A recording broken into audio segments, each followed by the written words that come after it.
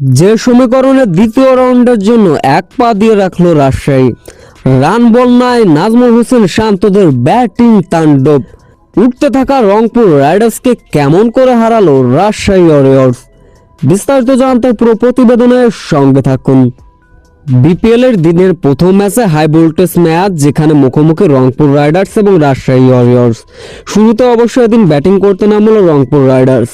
Opener তৌহিদ হৃদয় দুর্দান্ত batting করলেন, তুলে নিয়েছিলেন দ্রুত 50-র দেখা। তার সঙ্গে অবশ্য যোগ্য সঙ্গী দিয়েছিলেন খুশদিল শাহ। অবশ্য খুশদিল শাহ 44 রানে যখন সাজঘরে ফিরলেন, তৌহিদ হৃদয় এরপর ব্যাট হাতে তাণ্ডব চালাচ্ছিলেন। তৌহিদ হৃদয় ক্রমশ এগোচ্ছিলেন সেঞ্চুরির পথে। ব্যক্তিগত 56 বলে 57 রানে অপরাজিত থাকেন তৌহিদ হৃদয়, যার ফলে রাজশাহী ওয়ারিয়র্সকে 179 রানের লক্ষ্যমাত্রা ছুঁয়ে দেয় রংপুর রাইডার্স। এই লক্ষ্য তাড়া করতে নেমে শুরুতে অবশ্য তামিমকে হারিয়ে ধাক্কা খেয়েছিল রাজশাহী। তবে এরপর মোহাম্মদ ওয়াসিম এবং নাজমুল হোসেন শান্তর ঝড়, রীতিমতো ব্যাট হাতে তাণ্ডব চালালেন। মাত্র 11 ওভারে দলীয় রান পার হয়ে গেল 100 রান।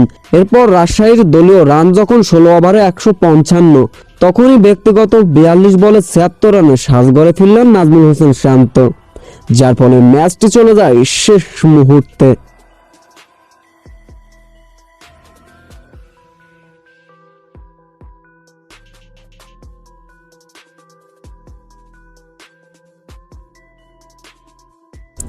এদিকে জয়ের ফলে পয়েন্ট টেবিলে যে সমীকরণে দ্বিতীয় রাউন্ডের জন্য এক পা দিয়ে রাখলো রাজশাহী। বিপিএল এর মঞ্চে এখন পর্যন্ত 6টা ম্যাচ খেলেছে রাজশাহী, যেখানে 5 জয়, পয়েন্ট হচ্ছে 10।